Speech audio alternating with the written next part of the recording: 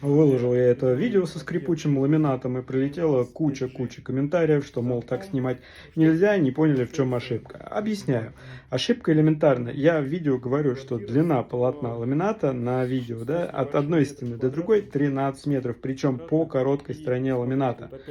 Это недопустимо. В инструкции к тому же Кронотекса указано, что длина допустимая по длинной стороне ламината до 10 метров, по короткой до 8 метров. То есть на данном объекте длина превышена в 2 раза, 13,5 вместо 8 метров. 8 это максимум. Собственно, поэтому ламинат и скрипит. Скрип у нас такой получается.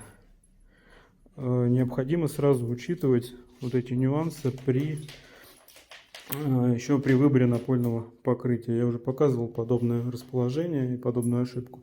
Вот еще одна.